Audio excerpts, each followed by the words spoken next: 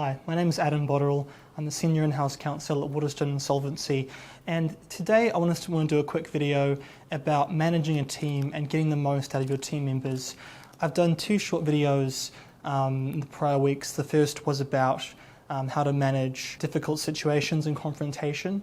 The second was on work-life balance, and now I think this is a really good topic to have a chat about how you actually manage a team and get the most out of them. So Waterstone is a small, medium-sized insolvency practice based on the North Shore, and we take appointments as liquidators and receivers of companies that are in distress, also assist with restructures and all other kinds of insolvency related issues.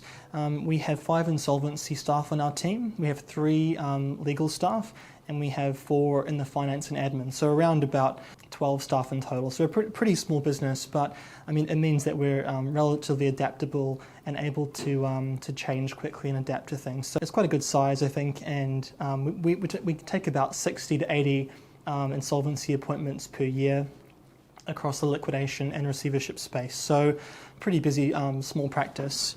And I look after a team of around 4 people, so I assist with the legal side of it, also help in terms of marketing and other general management.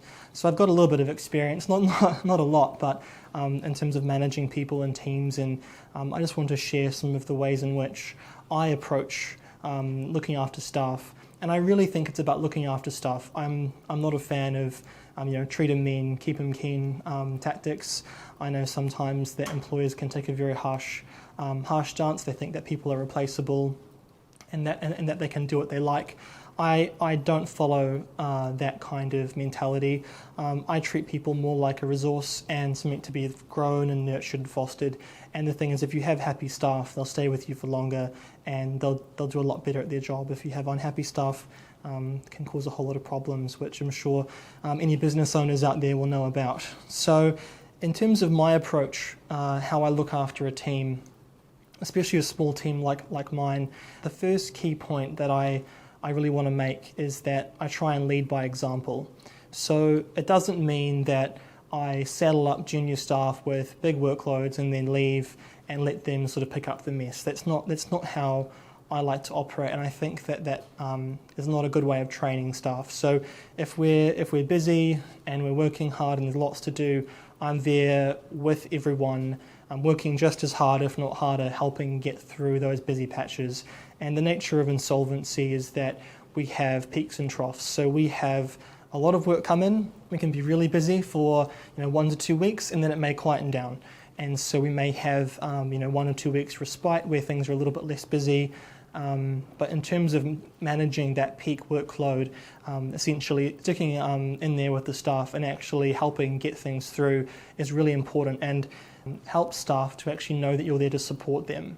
Another really useful sort of way in which I deal with my team and staff that work with me is being open and approachable. So we've all had bosses that are a bit scary to go into their office and a bit scary to talk to, and you just feel uncomfortable. And I think that it's really important that staff can come to you with questions, even if they may be silly questions sometimes. I think it's still important that they have that connection, that they feel like they're supported. So I think being open and approachable is really important from my experience dealing with younger staff especially.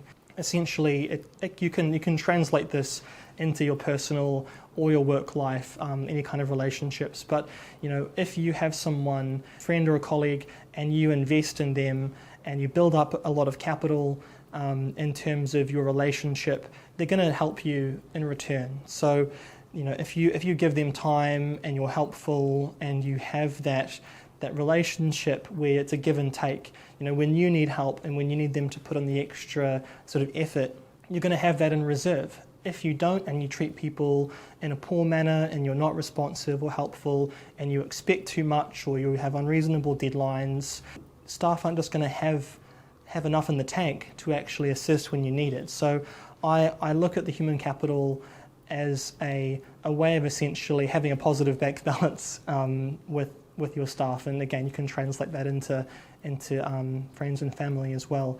but it's something that I think is a really useful way of looking at relationships, not just being, I'm the boss, you do this because I tell you, but more like you do this because, you want to help out and you actually want to, get things done, because at some point in the past and in the future, I'll be there to back you up. That's kind of my take on how I manage teams, and I would really like to hear your thoughts on any other ways in which you think it's good to manage teams of all size, even just yourself, managing yourself and being accountable.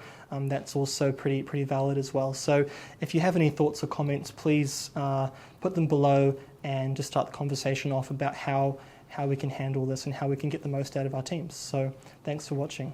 Cheers.